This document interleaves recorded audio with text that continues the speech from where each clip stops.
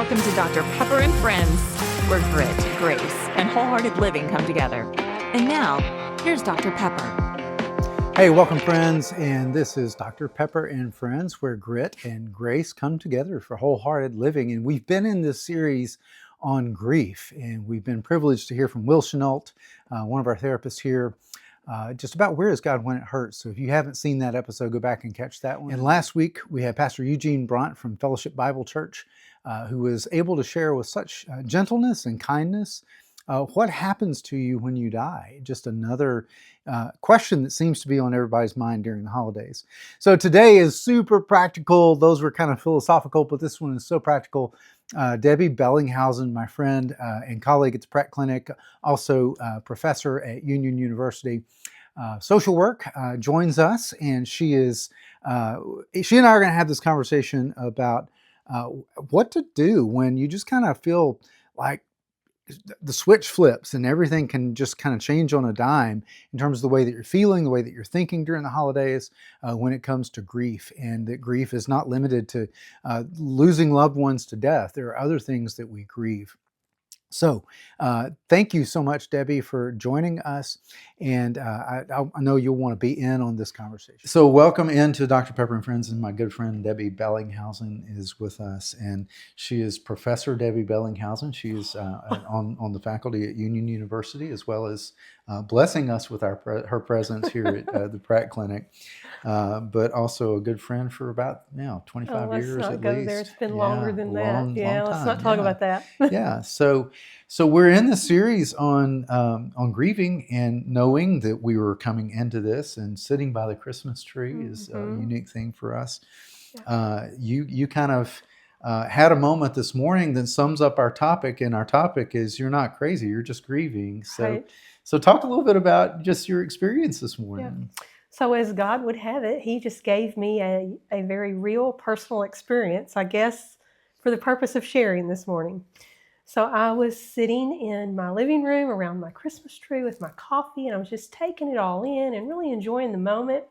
And I don't know what was going through my head, but I must have been thinking about Christmases past, and I was thinking about my two adult daughters and traditions that we have. And so just a lot of Christmas things running around up there. And all of a sudden I broke into tears. And I'm not usually emotional. And so I started asking myself, like, what is wrong with me? What is happening? Had anybody been in that room with me, they would have thought I was crazy. It was out of my character. It was out of nowhere. And as I began to evaluate myself, I realized one of my memories that I was thinking through was connecting back to my mother. The interesting thing is my mother has been gone for 32 years. Yeah. I've had 32 Christmases without her. Yeah. And so I've grieved her well over the years. Yes, I have moments where I miss her and I think about her, but I can't tell you the last time I bawled over her being gone. Yeah. And I did that this morning. Yeah. And I thought, Lord, you gave that to me because of the title of our podcast today, right? Yeah. No, I'm not crazy. I was grieving. That's right. And that that tells us there's no statute of limitations on grief, or even sometimes the trauma symptoms that come along with that. So, just having a memory that floods all of a sudden is kind of one of those things that can leave us feeling that way. Yeah. Having a pendulum or a mood that kind of swings back and forth. What are some other symptoms that sometimes come on us during the holidays with grief that are similar to trauma symptoms? So I think one of the most common ones I hear from my clients, you may have others, but I hear irritability, impatience, moodiness. Like you said, that pendulum swinging back and forth. We're very joyful one minute, and the next minute we're sitting in our living room in tears and don't know where it came from. I believe sometimes there can be a somatic symptom that comes along. So we have body aches and body hurts, and we just feel lethargic. It begins to manifest itself physically. Many times I hear clients tell me that at certain periods through the year when we get close to the holidays, they're really good sleepers, and all of a sudden we're up all night and we can't calm ourselves down, and we if we do fall asleep, we can't fall asleep and rest well. And so now we feel fatigued and drained the next day. Yeah, and a couple of things we want to talk about today, just kind of from the research. One is one that a lot of people are really familiar with, and that's the stages of grief. So this is the old Kubler-Ross model, and I think one of the things, and I want to name the stages here in a second, but I think one of the things that is a mistake that people often make with stages of grief is that it's this stair-stepped, graduated process. And I use the idea of a pendulum because it's more like that. It's more like this pendulum that swings back and forth. Instead of you go to the first stage and then the second, then at some point you just graduate. Sometimes it could be 32 years and you swing back over into sadness, right? And you're still more in a place of acceptance most of the time, but there still can be those memories that come and they flood you and you have a moment of sadness. So let's talk about what those stages are so people will know if they don't. So you made a really good point. We see it as these stair steps. When I was taking psychology in college, they drew it on the board, right? And there's circular motion. And so we go through, we start with maybe shock or denial, and we move into anger, and then maybe start to bargain, Lord, why did it have to be them? What if I had done this? Or what if I do this? All the if-onlys. If-onlys, yes. And then we can move in it this very clearly. The next arrow is over to depression. And then finally we move up here to acceptance. And the arrows would stop. And it would seem like, oh, I just need to work through each of these 5 steps, right? And ta-da, I'll be on the end of it. The problem with that is grief isn't linear. There's not a straight line from the loss to the end of our grief. It looks more like a tangled up ball of maybe some yarn thrown in the floor, and it's all tangled up. We're doing our life and going along, and then all of a sudden, whoop-de-woo, here we've got depression coming back. Where's this coming from? Or here we've got anger because I'm having Christmas and my mom's not here. Or we go in and out of these things, and there's no time frame for them, right? Everybody grieves in these differently, and everybody hits these stages in different ways. And so we don't have a prescription or a process that's linear. And if that's you, just know that's really normal. I mean, there's even a kind of a shorter version of that called the dual process model that is like one day or 1 minute of a day, I may be kind of doing the grief processing and crying and talking through and naming the things that I'm feeling. But then it may feel like a switch gets flipped, and all of a sudden I'm back to, okay, I've got to kind of get to work and do parenting stuff and get stuff ready for Christmas and all of that kind of thing. And you're in this busy mode, this busy gear. And that's not necessarily denial as much as it's just kind of moving through the process of we have grief. to keep living. We have to keep moving forward. And so sometimes in those moments, you're right, it's not denial. Maybe it's avoidance. Maybe we're staying busy to avoid. Maybe it's just we're living life like we have to survive, right? And we've mentioned this on other shows, but it's probably worth pointing out that grief, especially during the holidays, is not just about death. I mean, death is one of those things, but let's think of some other things that can go with that. Just this morning, in the people that I've talked with, the first person I talked with is dealing with a spouse that is in treatment for addiction. Another one is recently divorced, and this is going to be her first Christmas where she's going to have to split a holiday with children. The one that I just left with is dealing with an estrangement of an adult child, and so all of those can be things that people grieve over. But what else? What else comes out? So loss can come in a lot of different forms. You're right. It can come in the form of lost dreams or hopes, right? Like the divorcee who maybe thought her whole life she was going to be spending with this person and all that comes with that, and the kids coming home. I hadn't thought about this until you just said this, but I have 2 adult daughters. One's married, one's engaged. And just this Thanksgiving, we had to decide how to do Thanksgiving where they could go off and do Thanksgiving with the boys' families. And so I gave up Thanksgiving Day, and we chose to celebrate another day. Now, it didn't bother me, but I'm thinking, what if I was dead set on this is when we've always celebrated? What if my dreams were wrapped up in that? then I could have grieved that day. So sometimes it's grieving things that, we still have the traditions, but we're having to move them around, or we're having to do them differently, or at a different time. And we can grieve anything that we feel like doesn't hit our expectation. That's a loss. Another one is you and I have a mutual friend that's moving right now. Yeah. And she and her family are moving to Jackson. She and her husband are moving to Jackson. Yes. And they're going home to celebrate their last Christmas in the house that they're selling and moving here. But it's the house they've raised their children in. Yes. And this is, from what they can tell, maybe certainly the last time they're going to be in that house, but it may be the last time they have all their children together with the same marital status, kind of like you're experiencing too. And that's going to be something that changes for them. So sometimes just moving or job changes and all those things. So what about the magnifiers that the holidays bring? What kind of, why is it, what's about the holidays that kind of makes this more intense? It's a good question. And, I may not have the right answer for that, but I know for me, it's because of the traditions that are wrapped up with those people who I'm missing or I'm grieving, right? So maybe they brought to the table certain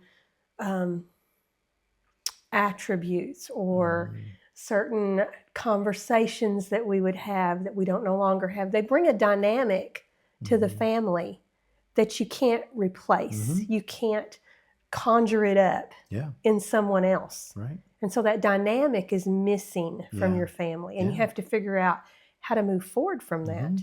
Right? Yeah. I think also just the expectations that we have of joy, during the holidays, and to hold both joy and sadness, or the fact that the dynamics have changed, or there's an empty chair, or whether that's literal or figuratively. And those are all things that just kind of make everything feel more intense. And we get into all of this stuff of I'm supposed to be happy during the holidays, right? But yet I'm having other emotions that contradict that. And so what's wrong with me? Am I crazy because I'm feeling this way? Right. Yes. So how do we regulate? Let's talk about that. What are some starters that are just going to be real practical tips for us to be able to regulate and to hold all of the stuff that's going on, and yet at the same time get through it, and maybe even get through it well? Yeah. So first of all, you have to be aware of what's going on, right? Think about this morning on my couch alone with my coffee and my Christmas tree. Had I not taken a second to check in with myself and go, what is happening to me right now? And give myself some space to explore that and feel it, right? Not stuff it down, but feel it. If we're not aware of it, we can't deal with it. Yeah. And so being aware of it, giving ourselves some space to feel it, knowing that pendulum, we can swing it back when we're ready. Yeah. Right? It was triggered by that one memory. I could swing that pendulum by bringing up another memory that makes me happy, makes me feel connected to that loved one. Breathing, oftentimes when we're triggered, when our emotions are big, just getting some good deep breaths up there to our prefrontal, so that it can will begin slow to your relax. heart rate down, no matter what, and that gives you a little bit of grounding. Yes. Speaking of grounding, yes. How do we do that, right? So one of my favorite grounding exercises is the 5 senses. I think everybody knows it, right? Or 5, 4, 3, 2, 1. So 5 things I see, 4 things I feel, 3 things I hear, 2 things I smell, and a thing that I taste. There's no magic formula to that. I tell my clients, just use your senses. Just focus on one thing for 20 seconds and just see what you can notice about it. Yes. Because it's here, it's present, it's in the room. Yes. It's something I can see, feel, hear, or touch. Yes. Because what's happened to us is our mind has taken us back to these places in our past, right? And so we need to be brought to the present. That's why being aware and grounding is so very important. Another kind of grounding, and I just came across this recently. We all do this at times, but it's the article that I read was an article about they did a kind of a cruel social experiment back in the 50s or 60s when you could get away with that, I guess. And they put these men in a dark room for 48 hours, and let's say there were 5. 4 out of the 5 men just completely lost it and couldn't handle it. Right? Oh my goodness! I mean, no light at all in this room. But there was the one that did make it. engaged in a practice while he was in the room that helped him get through that time, that what we now call is called verbal grounding. Okay, so what he would do is he would literally say, I'm going to take my hand and touch it to my ear. I'm going to take my hand and put it on my knee.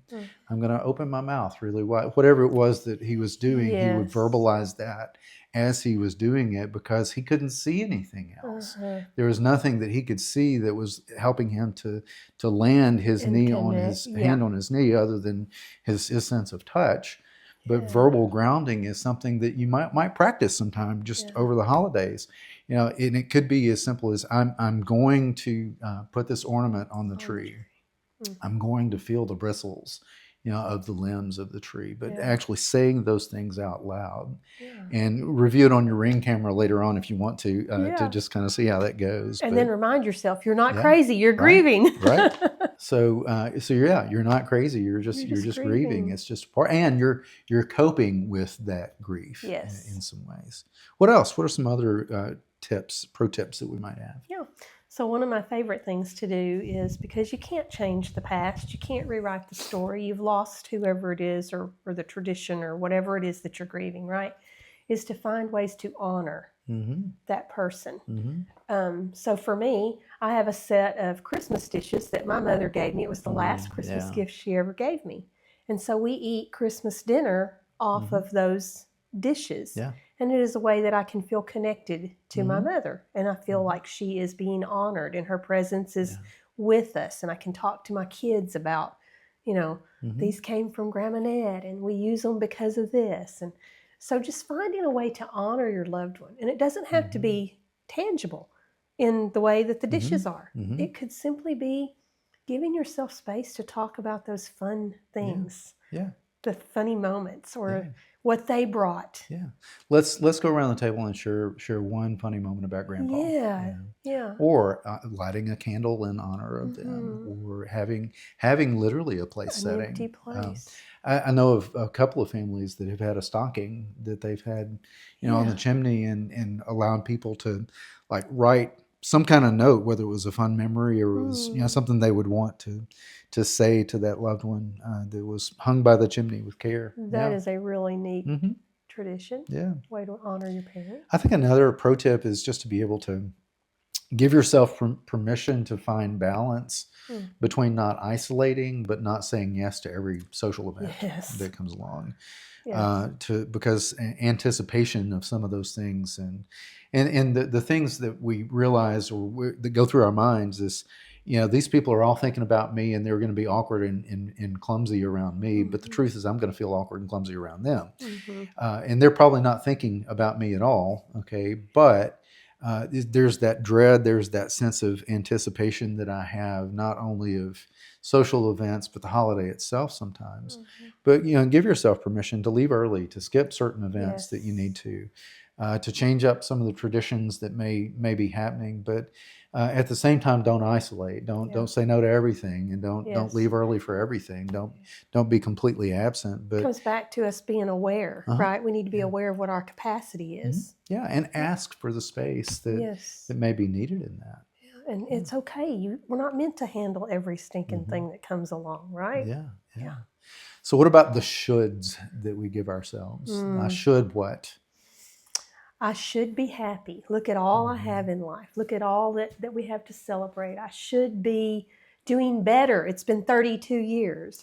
I should be, finding better ways I don't know how to honor. And so I should be doing better with that. And so we come with these moments, we come with this idea that we look at other people and we see, well, they seem to be doing better with it than I am, and so I should be doing as good as they are, right? And we begin the comparison game.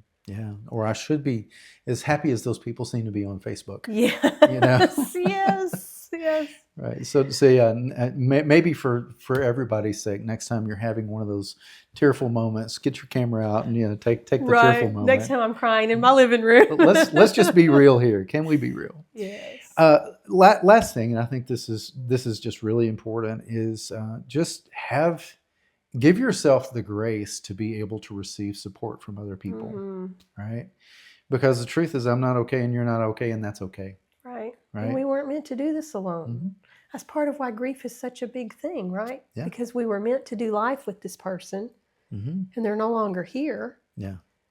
And if we don't find others to connect with, we're not living the life God's called us to live. We were meant to support one another and to encourage one another and to walk with one another in those moments. Yeah.